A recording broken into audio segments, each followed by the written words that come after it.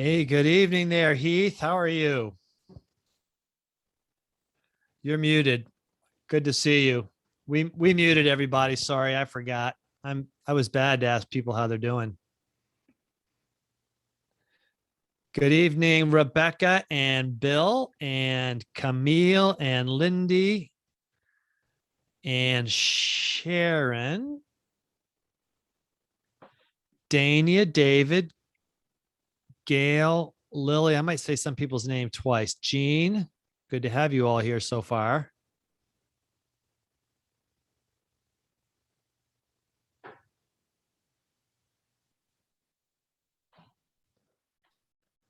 Welcome everyone to this event. We're going to wait one more minute to start just so we get everybody into the Zoom that's in here that's I know wants to come in. And I especially want to welcome yeah, go ahead, Megan. Yeah, let's just we'll unmute everyone. If you want to say hello, go right ahead and say hello. Good to see you all. I was welcoming Heath, who was going to say something. Hey, here you go, Heath. I was just going to say hello. Hello. Hello. Hey, good to see you. You too. And Heath is a publishing professional, Dan. So you'll Yeah, and I've been doing it a long time.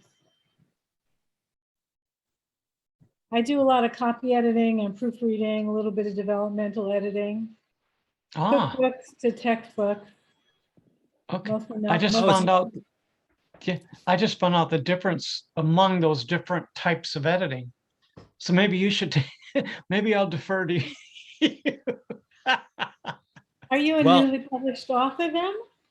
Well, yes and no. The book came out in 2013. So it's my it's my first book. I'm glad you learned. Yeah, he's got two more books coming, and I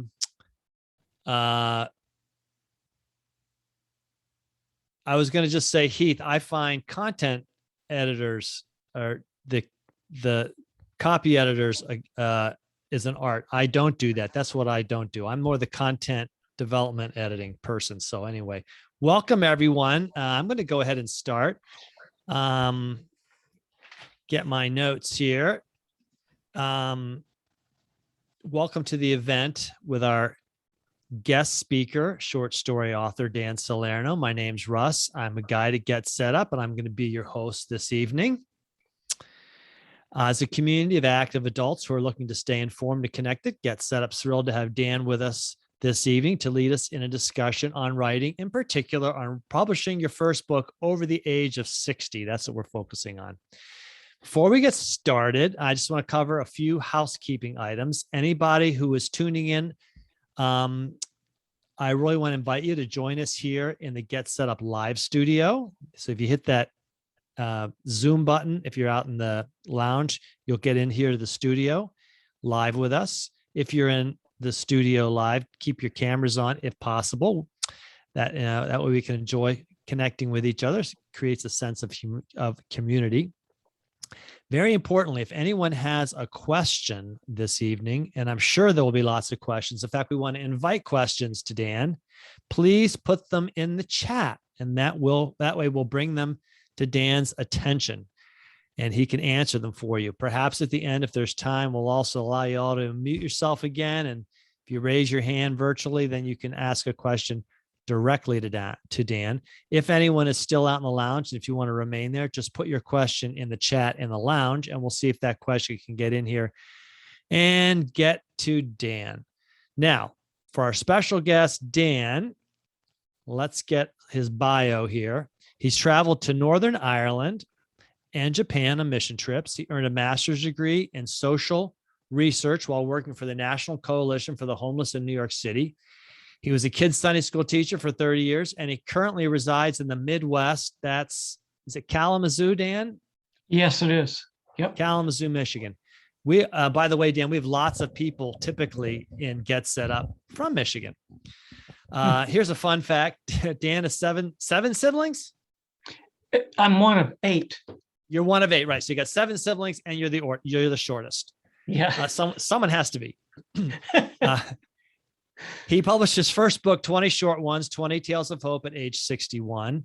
And Dan describes himself as somewhat introverted by nature, but he's genuinely interested in hearing people's stories. And he believes we all have stories to tell. And I totally agree with you on that, Dan. The topics we're going to cover tonight are pursuing your dreams post-retirement after a successful career, the process of writing and publishing your own book as an independent author, and Dan is an independent author. And we're also going to talk about what inspired Dan to write. So Dan, welcome to Get Set Up. It's good to have you here. I appreciate it. I've gotten to know Dan a bit this year, and so I'm really glad that you are here with us. Dan, tell us a bit about, let's just start with, give us a bit of a background on your life and career. Sure. Well, the abbreviated version is I worked in nonprofit for 28 years for a food bank here in the Midwest. Before that, I had lived in New York City for 8 years as a kid. I mean, I was 25 years old at the time. Packed a suit, actually a backpack, went to New York, wanted to be a writer, even younger than that, and got a master's degree eventually, then came back to Michigan, and that's when I picked up the nonprofit work. And I've been writing, since I was like 6 years old. But in terms of professional development, I also worked as a freelance writer, doing what was called at the time human interest stories. Hence the understanding, boy, everybody's got a story. You know, everybody's got something to add, and they're just waiting for someone to listen and pay attention to them. So there was the nonprofit work, the writing that went before that. And even as a teenager in my hometown of Battle Creek, Michigan, the Battle Creek Enquirer News on Saturdays had a Youth Today page back in the 60s, and you would actually get a byline and get paid, believe it or not. So that was my introduction to realizing, wow, you can actually write something, it'll get in a newspaper, and people pay attention to that, and you get paid for it too. So that was, for a kid, I mean, that was a huge incentive. And my father was also very much encouraged me to think, to put thoughts down on paper, and it all came together eventually. So your dad encouraged you to write. That's great. Mm-hmm. I think there's a lot of people out there that are or have been writers whose parents maybe were a little horrified to think that that's what they wanted to do for a living. I know mine were that way. You first started writing at 6. Tell us, what were you writing at 6?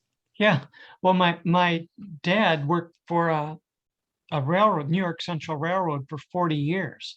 So he had part of what he did, he had to have a typewriter. So one day he brought home this old Underwood typewriter, and he said, "Dan, you can use this if you want to." I mean, I'm just a kid, and I'm fascinated by this piece of machinery. And so I thought, the thought came, I'm going to make my own newspaper. I mimicked my dad. Whenever we went out of town, he'd always get the newspaper, the daily local newspaper, to know what was going on. And so I started to do that because my dad did. Then I made my own newspaper using that typewriter, and it was a morning edition. I was so, so focused that I delivered that little newspaper to my father at 6 o'clock in the morning on a Saturday. And if you're a parent, that is the one golden opportunity to be able to sleep in and rest with so many kids. And I was the first one up, put it on his desk, scooted back to bed. But I mean, it woke him up. But he never said, "Dan, don't do that." He never complained. That's good. Do you still have that typewriter? Almost like no. No. That would be a classic if you had it. Yeah, it would. Okay. Well, so what kind of writing do you like to do best? I've read your blog, and you work in various genres. Tell us a little bit about the different types of writing you like to do. Sure. Well, Russ, you mentioned the blog, and at first it took me a while. Since 2015, I'd I've had that blog, and I write fairly frequently on it. And at first I had no idea. I just knew I wanted to reach people. I wanted to reach people. I wanted to communicate with folks, but about what, I didn't have a clue specific to the blog. And then eventually it took a bit of time, but I realized by asking myself, just step back a second. And what are you really interested in? You know, what's tugging your heart? And for me, the answer was faith and social justice.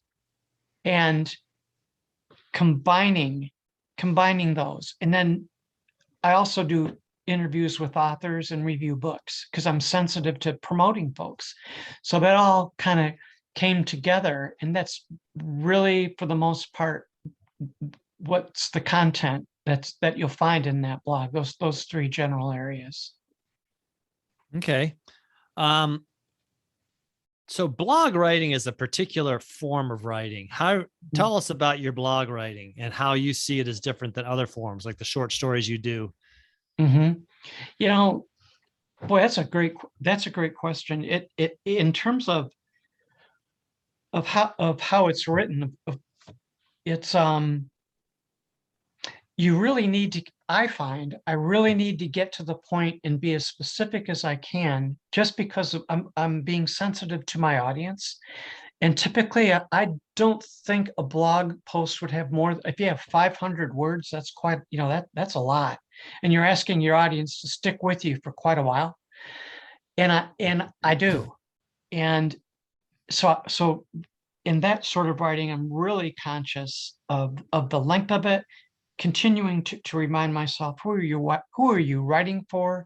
And oftentimes it's who am I trying to promote, or what social issue is out there? What nonprofit have I read about or come across, and it intrigues me, and I feel it would be good for them to get a little additional help or push, in driving their mission, so other folks know about it. But and that's all, of course, nonfiction, right? I mean, that's the general genre. But then you go into what I'm writing in terms of books. It's totally different. I mean, well, take for instance the 20 short ones. The first novel it's a collection of short stories. Mainly that genre of short story appealed to me because of, I think, my attention span. And then sometimes just by default, you realize what you're good at and what you're not good at. And I can't say I'm an extremely practical person, but I do learn lessons eventually, and they stick with, I retain them. And I tried to do, a couple of novels, and I couldn't keep that energy going. And it seemed like I was just getting lost in a technique, which is great if that's the style of writing that appeals to you. But for me, I guess there was a crossover with the blog, the human interest, working for newspapers and magazines, and then finally coming to rest with the form of a short story, that they're all, you really need to maintain your focus, introduce your characters, bring in the plot, have the story arc, and have all of that developed and completed in a satisfying way. Fairly, I know short stories vary in length, but with 20 short ones, I don't think there's a story in the book that's more than 7 or 8 pages long. So that's kind of short. You really have to pay attention to you always should pay attention to what you're doing, particularly with short story writing. You can't meander. Yeah, I was going to say short story writing is a real art. I mean, on the one hand, you can get it all out in a short amount of time. You don't have to drag it out. You don't have to fill in any material. Mm-hmm. On the other hand, it is short. So you've got to, each word, each paragraph, each sentence, everything has a little bit more meaning to it than in a novel, because you've got that short. In your books, what is your process of writing a short story? And we're going to just referring here to Dan's book, 20 Short Ones, but there's also some other things you've got working on now that we'll talk a little bit about later. What's your Yeah. process for writing one of those short stories? I find for me, in terms of the time of day, and everyone's got their own rhythm, the morning up until 1 or 2 in the afternoon at the most. I mean, that beginning of the daytime is really good for me. And then also, this is going to sound trite, but it's just a matter of and I sit down I'm not in my kitchen now, but I sit down in the kitchen. It's just me at home. So I can't use an excuse, there's no distractions. So it's me and the laptop. And I generally I have the idea comes first because, and I can't tell you why. You talk to 10 different writers and they'll give you 10 different, techniques or how they approach it. But for me, the idea, it's just there. Like the first story, real quick, the first story in 20 Short Ones is about a kid in a big city, and a note floats down from an apartment building, and he catches it, and he looks at it. So I had that idea because I had lived in a big city before. So I guess there's the trigger of using, in my case, using my life, life experiences. And maybe at the time it's nothing. It doesn't, you walk down the same street 1,000 times and nothing really strikes you. Then you move away, and then something hits you.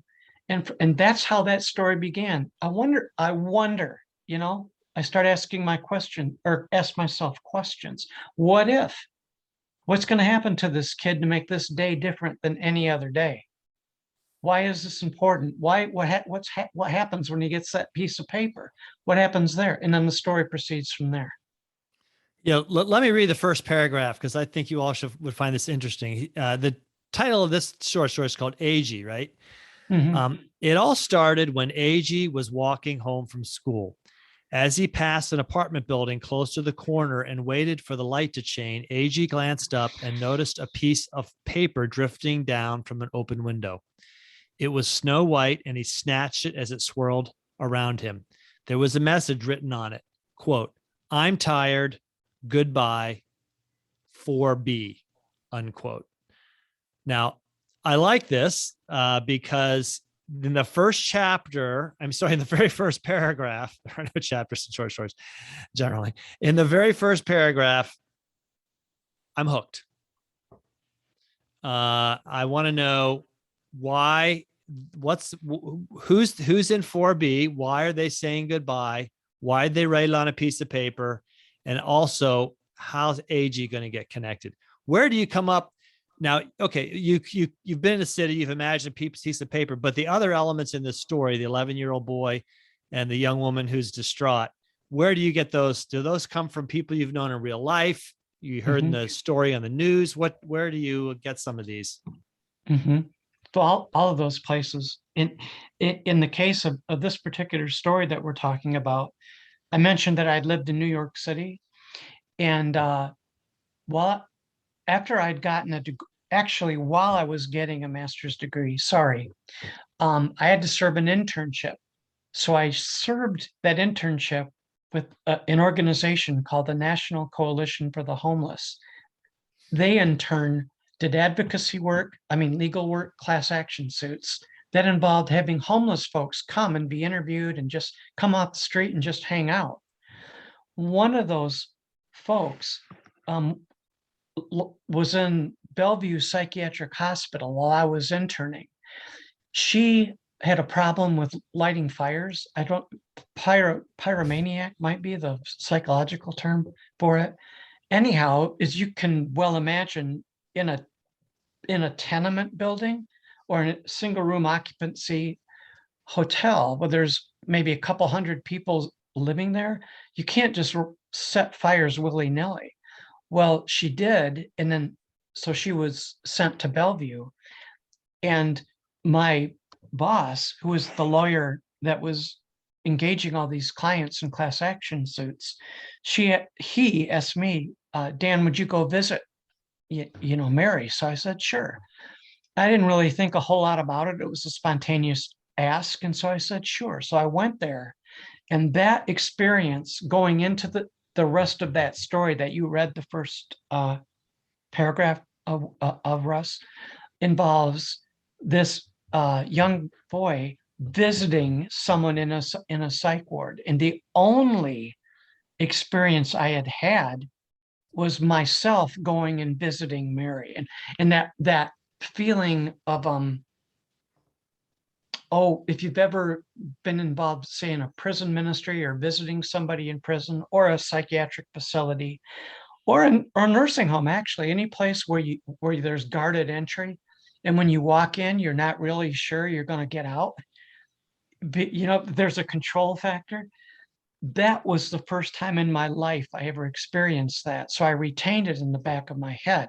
Never really thought about it till that idea came years after the fact. You have these things that happen to you, and then whoops, it comes out again. And boy, there's the spark. And then you kind of like take it from there.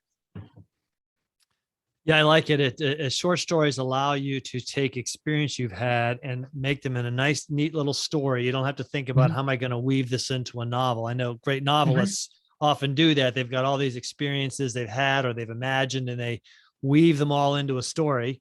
And some of the best novels or movies are when you have different discrete storylines, and you're always, that sooner or later they're going to intersect with one another. But now let me just step back here. So there's 20 stories in the book, and by the way, they all they're all different. So there's no repeating characters.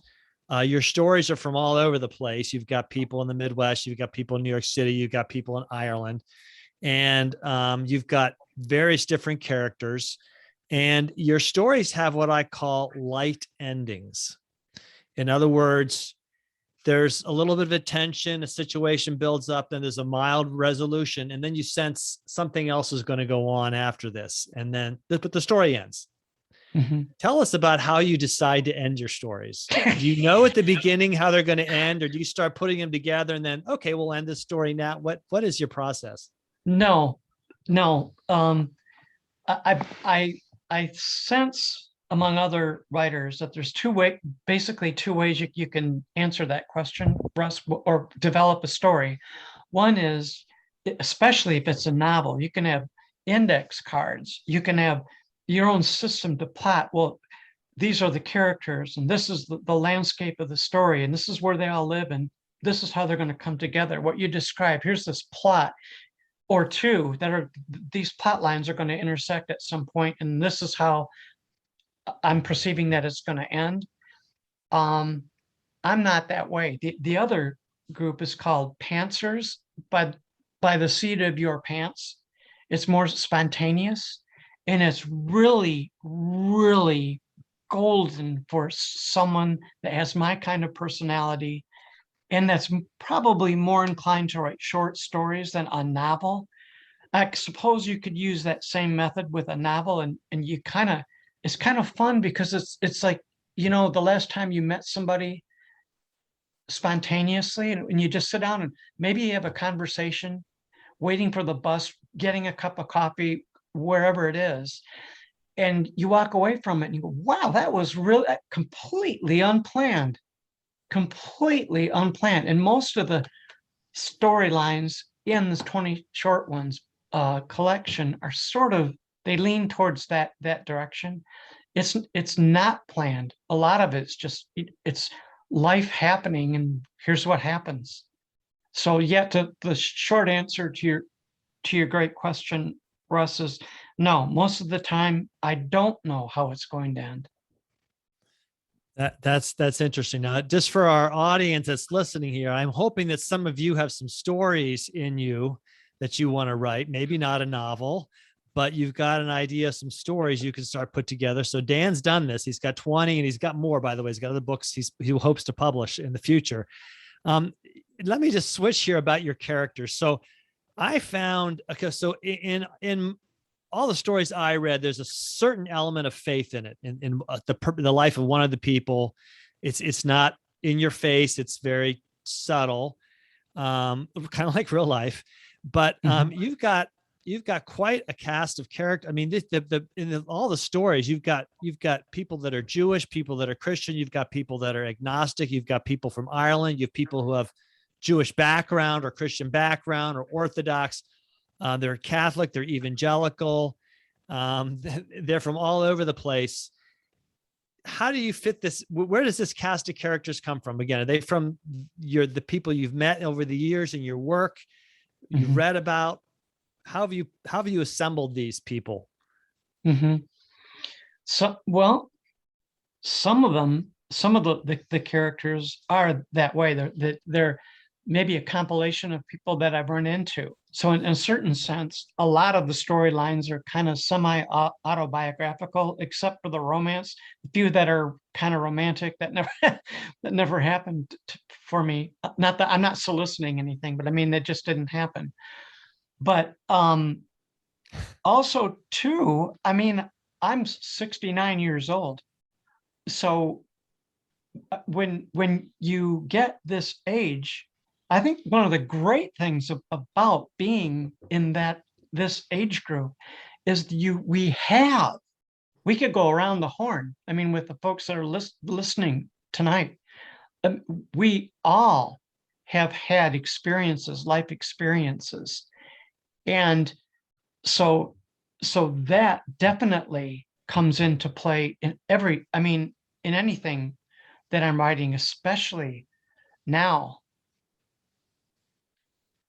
Yeah, I read a piece in the New Yorker maybe 6 weeks ago about Paul McCartney, and don't worry, I'm not comparing you to Paul McCartney, but one thing he said, well, the writer said, Paul McCartney's almost 80, and he's still writing songs.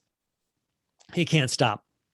But they said when Paul McCartney was really first famous 50 years ago, or almost 50 years ago, people often didn't live as long as he's living now. And so they hadn't thought that people of that age would be creating. It's like they're just amazed that they're alive. And so one thing I find fascinating is just what you said, Dan, that we now have this collection of experiences in life that we could put into story. But a lot of folks don't feel, I'm X years old, I'm over 60, who's going to want to read me? What's your response to that? Oh, wow. Yeah, well, I hope it's okay that I can mention, you and I have emailed and Zoom chatted a few times, Russ, and you mentioned a book about this age that we're in now. Joan Chichester? Joan Chittister, yeah. Yeah. She is remarkably wise. And that book is about, it's almost, I sense she's treating this whole topic of growing and aging and being who we are in a very sacred way. I don't mean, I hope I'm using that word correctly. I don't mean in terms of like a super religious way. I mean spiritual in the sense of just being who we are, who we were created to be. And so the faith aspect of many of the characters in these short stories and others that I've written, it's just it's sort of natural for me to talk about it or to mention it, because I think about it quite a lot. And I wonder to what extent how I treat other people, being able to be open and listening to other people, just being open in general to conversations, to volunteer work that I do, and how do I treat people at the mobile food pantry where I volunteer, for instance. How do I greet them? I've really try my best I don't always do a great job, but I try to pay attention. I really try to pay attention. Well, it sounds like you've been paying attention for a long time. But you have a philosophy of writing. If I've got it right, it's already began as a kid when you got on the public bus, thinking everyone on this bus has a story. Can you say more about that? Sure. Yeah. That was when Oh, in my hometown, Battle Creek, Michigan. I was in first, had to been maybe second grade, third grade. And in weather like we're having now in the Midwest where it's cold, um, when I came, when I would come home from school, I went to a parochial school, so I wasn't taking a a public school bus to get back and forth home to home. So I waited for the bus downtown, and it's the same bus route. And during the week, it's pretty much the same time of day that I'm getting out of school. It's the same bus driver, and I just noticed it didn't take long, as dense that I am. I mean, I'm watching how how that driver treated people. He was smiling at everybody and back in those days, there were a lot of people taking public transit. And as he's greeting them, and some of them by name, my first thought was, this guy's amazing. He's making sure everybody feels comfortable, that it's just a short ride home, but he wants them to feel like it's like this is his bus, and he's welcoming you to that bus. Then when I went one time specifically, I remember sitting down and thinking that, and I don't know where this came from. I had the thought, everybody on this bus has a story. They're just waiting for somebody to ask them about it, to listen to them. And I was just a kid. Good for you. So you've I don't been know thinking about about good. this. Well, a lot of kids Okay. may not be thinking that. But it sounds like a writer already as a kid. Yeah, very good. Let me just talk a little bit more about this book. And because again, I want to encourage the people that are here tonight, if any of you are thinking of writing a book, you can take courage with what Dan did. You self-published this sort of through a company. That now self-publishing means you published it yourself, but there are lots of traditional publishing companies that have a little niche where they help authors self-publish, and they get the editing done, and then all the rest of it, help them get it between the covers of the book.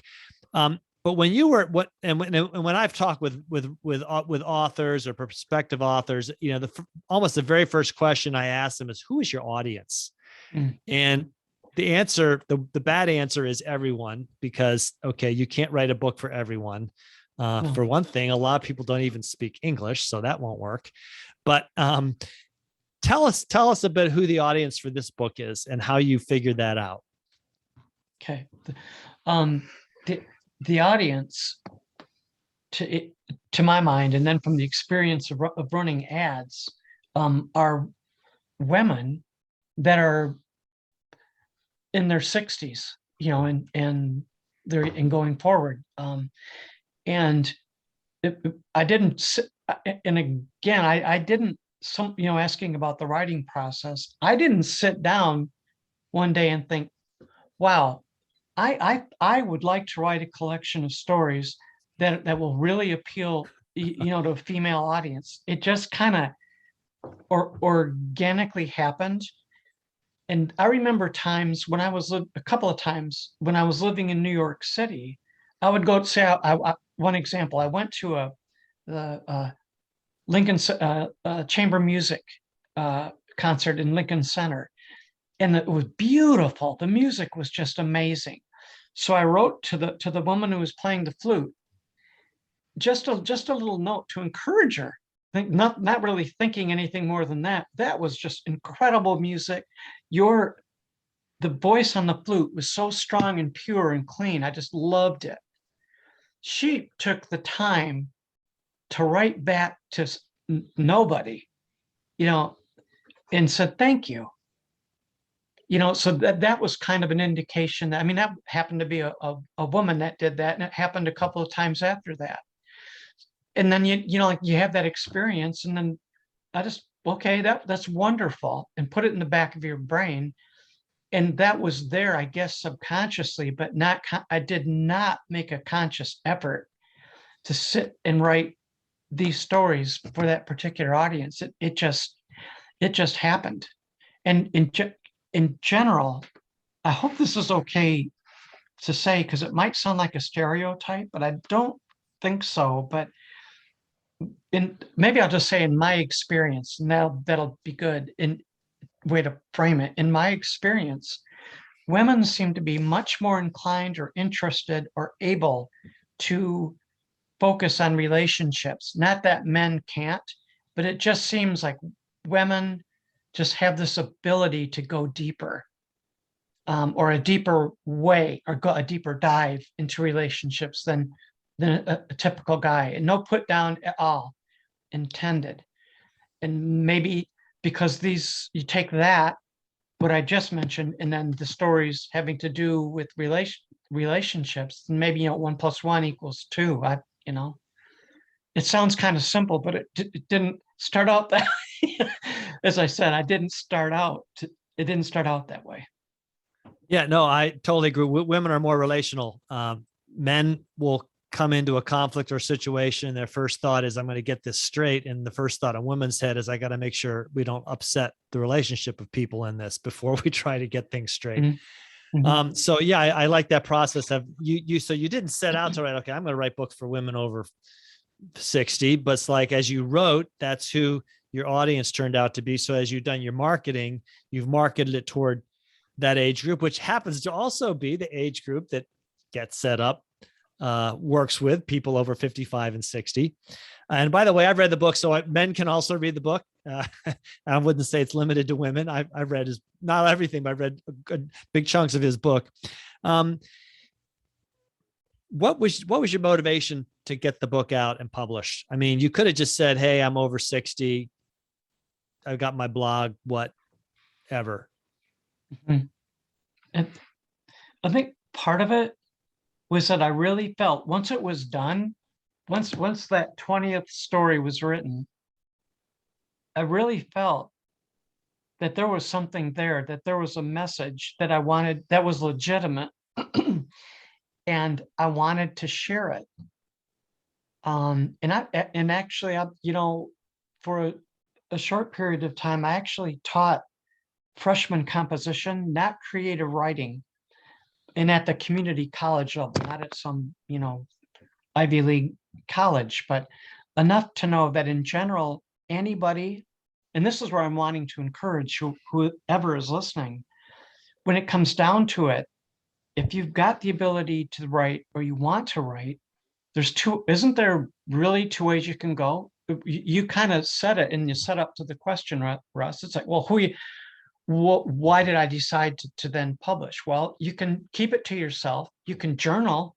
You can say, wow, this story means a lot to me, and put it on the shelf. Or you can choose to go public. And that's a different direction. And there's different things, other things to consider if you go that route, because then you're engaging, as you alluded to, then you're engaging the publishing industry. Well, how are you going to do it? All of that comes into play at that point. Yeah. And you've got more short story collections, which you're hoping to put into book form. Can you say a little bit more about those? Sure. One is a collection of stories about my mom's hometown, and she's from Metropolis, Illinois, which is the home of Superman. It's in Southern Illinois, and it's a sleepy, if you can imagine in your head, like Tom Sawyer or Mark Twain in a sleepy riverboat town. Metropolis is on the banks of the Ohio River. And especially when my mom was a kid growing up there, it was just a idyllic place to grow up, easy going, just real laid back. So that's one collection, and another is a collection of Christmas stories that I've already written as well. And I'm really hoping to in 2022.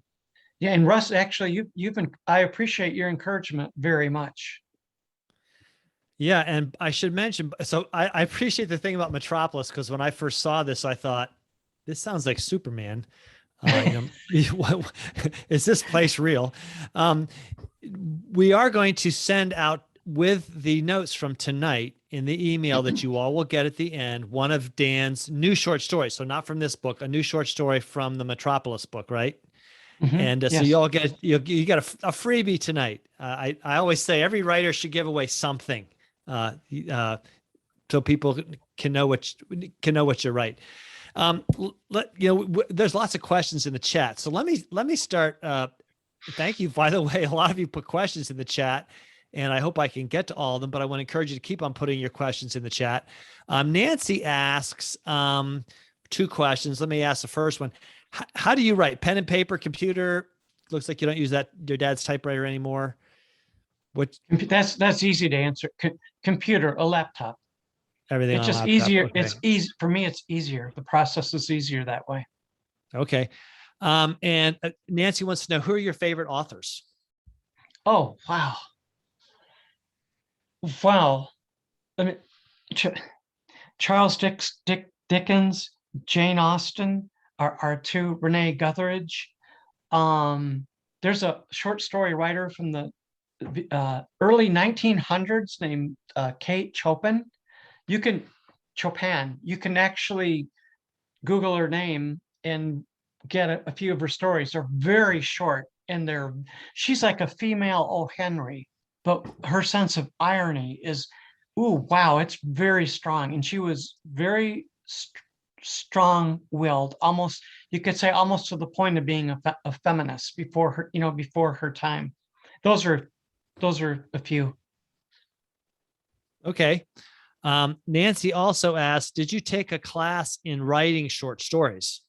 No, but I should have.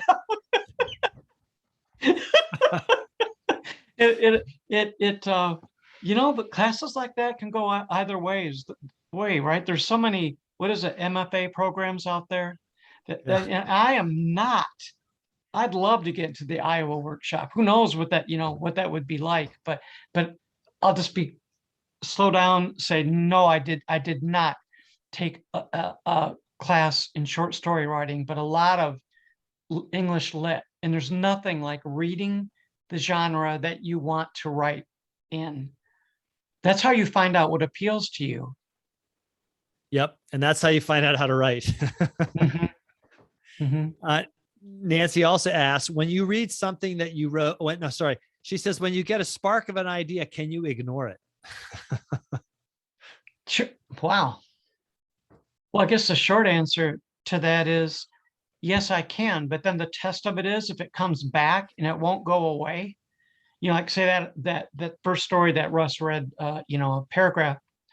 If that idea had gone away, then it's a test. Well, okay, no, it just didn't last. But that did not go away. I had to.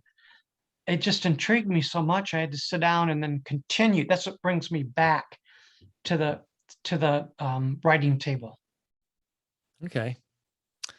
Another question for Nancy. When you read something that you wrote a long time ago, do you have a reaction? Oh, that I wrote a long time ago. Yeah. Shoot. Yeah. I just today, I was in another room and saw an article that I talked about being published when I was a kid in the Youth Today page. So I saw one of those. I'm going, wow, it was like political satire. And then another human interest story was sitting on top of it. A friend of mine had worked on a film that got nominated for I think it won that year in the 80s for an Academy Award. And I wanted people in our hometown to know about him. That book you're holding up, the cover was designed by my best friend since first grade. I mean, it's all about friendship. It's all about relationships. That's great. Nancy also asked, it sounds like a gift. Where can she get one? The 20 short ones?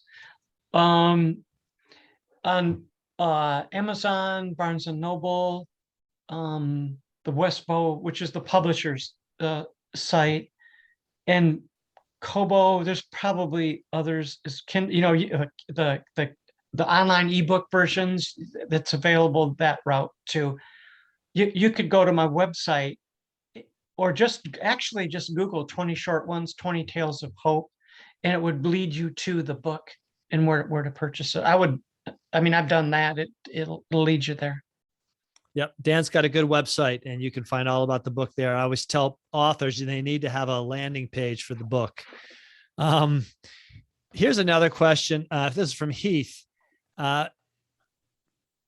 She asked, so does that mean that your stories are all about relationships? And if so, what's the most unusual relationship that you wrote about? Wow. Most of them are, I'm going to cheat a little bit, 10 seconds. And if I can't come up with an unusual one, I have to say, you know, something, one's called The Artificial Conception. So how about that for a storyline? Okay. A few take place in Ireland. One takes place in, it's a librarian doing some fundraising in a small town. Silent Night takes place this time of year, actually, right before Christmas break, when students are busy studying and drinking a lot of coffee to stay awake and learn things that they need to they're going to be tested on soon, and a relationship that develops there. Okay. So which one was the most unusual? Probably the artificial conception, just because the storyline was unusual. I guess I'd have to, if you really pin me down to it, I would have to say that one. And for me, one called Lunch Among the Aliens, because it takes, you know, with the vaccine and COVID and all that, Pfizer manufactured one of the vaccines. I live 20 minutes away from Portage, where Pfizer has headquarters. That was part of that process. And so one of these stories has to do with the lunchroom. It's a huge, you can imagine, it's a huge factory. They come together, they meet each other for the first time over lunch. So that was, for me, that's pretty unusual. I've never worked in a factory before, but you imagine, what if, how would it turn out? Okay. Yeah, Bill asks, is your short story available to buy on his Kindle? And I assume it is. The Kindle version at Amazon. Mm-hmm. Yeah, so somebody could go and download that tonight if they want to. Yes. Let's see. He says the Kate Chopin. Is it Chopin or Chopin? I could be mispronouncing. I believe it's Chopin. Yeah, the pianist is Chopin, but I mean, who knows what happens when someone moves to America and they have their name Americanized. The book is The Awakening. Maybe that's the one.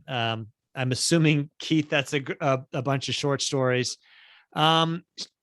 Keith also wants to know what services, a good question though, by the way, this next one, what services were provided by the company you worked with to get the book published? Good question.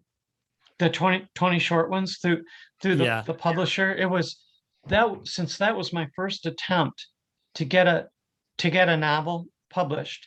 It was everything from taking that leap of faith to say, yeah, I really want to do this. And I remember the first conversation I had with the publishing house, kind of encouraging me to do that. So from the very first step through the door, the submission of the manuscript, and every piece that happens after that, the proofs, the ISBN, I mean, all the technical stuff that's involved in publishing a book. Let's just say they handled that. This next time around, I'm not going that route. I should mention here to anyone who's with us that in the chat are links to Dan's website, to the book on Amazon. And let me ask one more question and then I'll open it. And so Megan can, and by the way, Megan will make sure, won't you, Megan, that everyone gets the links to Dan's website into Amazon in their class email notes in the email that comes out at the end, along with a free short story. Let me ask one more question, then we'll ask for everyone to be unmuted. And if you want to ask a question, just do a hand raise through Zoom. You have to hit that reaction button at the bottom and that'll raise a hand. Then I'll call on anyone who's got their hand raised. He says, please say more about why you're not going the route of working with someone like Westbow. You're going to choose a different route. But I think the short answer to that is meeting Russ. and then getting to know him. And then, so that Russ is a person that's got years and years, over 2 decades of experience in the publishing industry. So reading about Russ, I think it was through the AARP article that spotlighted you, Russ, going to your website and then taking it from there. And I believe there's even a person on the call, Marjorie. Russ led me to Marjorie. So you start to make, it's not me. You just put yourself out there and you start to make connections. And as I mentioned before, for tonight, I guess the theme is relationships. And I am very impressed with Russ and the life that he's had, the book that he's written. And I'm very impressed with Marjorie and just the way that she treats people. So it kind of builds on that. And it's why not? Why not? And in the long run, I think it's a better fit for me. And I enjoy that process of working with other people. It's much more of a collaborative effort because it's just more immediate and it's more satisfying. Yeah. Great. Well, but it does take some work. Mhm. If anybody's got a question, go ahead and do your hand raise, virtual hand raise. I'll call on you here in the last couple minutes. One more question. And Nancy asked, what was your favorite children's book? I think that's a good question. Wow. As a kid, I'm nervous. So I'm kind of like freezing up about that one. Gee. Well, Beverly Cleary, wasn't she? I mean, like in the 60s, she was a children's book author. And I remember reading stories by her and thinking that, they were just interesting characters that she had. She wasn't talking down to kids. And I tended, looking back on it, from what I can, in my poor memory, what I remember is not reading a ton of kids' books. That's why Beverly Cleary stands out in my mind. And as a boy, I guess typical boy growing up, I was interested in sports. So any book that was about a sports person, boy, I was going to gravitate and get that book and read it. But by and large, I started to read books that weren't necessarily written for kids. By the time I was a teenager, I was before that, I was beyond that. I remember getting a book from the kids' library on David Ben-Gurion, who was I think it was one of the first Israeli prime ministers. Yeah. Just because it just intrigued me. Great. Any more questions? Put them in the chat or do that virtual hand raise and Keith, you've got one. Go ahead. Hopefully we can get Heath unmuted there. She's still muted. Let's see if we can get her unmuted, Megan. There we go. Okay. Yeah. All right. Well, as a freelance editor, I'm interested in knowing what the editorial process was like for you the first time around, and whether how you value that process and will want to use it for your next book. Oh, wow. That's a great question. For the first book, the equivalent of line, I guess you'd call line editing or copy editing, was done by someone in my church. She and I attended the same church, and she's an extraordinarily well-read person. She's in her 20s, but the age doesn't matter to me as much as like, what have you read? And this person has a brain like you would not believe. So I asked her, I said, would you mind, editing this book? And she said, well, Dan, I'm whatever, 20 something years old. I've never done that before. I said, I don't care. And again, it's like the relationship building there. I trusted her. So that book, this book became and I thank her in the, in the where you acknowledge folks that helped you along the way. That was a huge help. And it was kind of like doing it a shot in the dark. So Heath, I am much more, I'm so blessed to have Marjorie working on the Metropolis stories. Actually, she's done the work and it's unbelievable.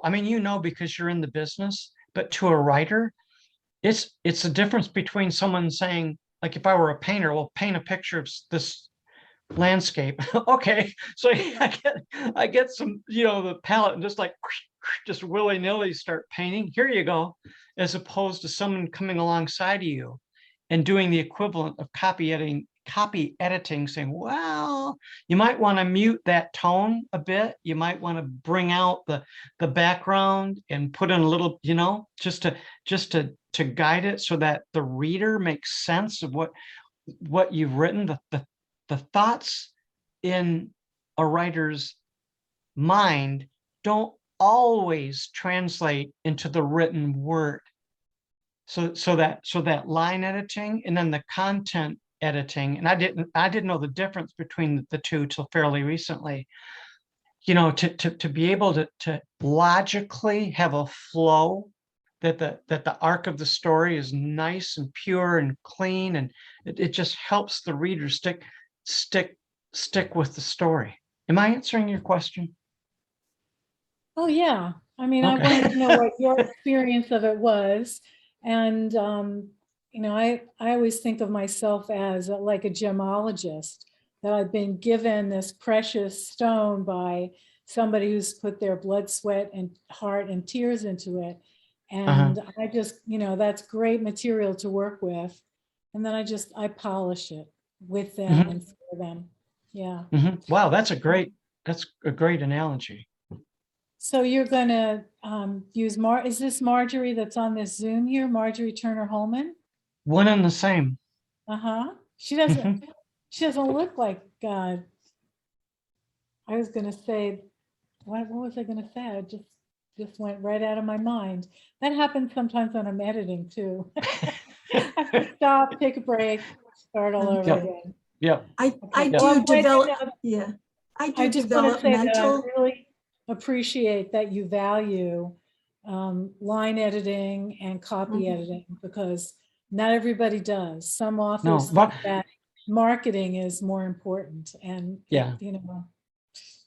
Heath, Marjorie, could you repeat what you were going to say?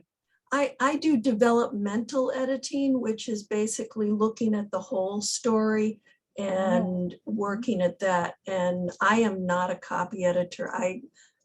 I kiss the feet of those of you who polish those things, because I am not a detail. I don't love the detail. I come from a professional storytelling background.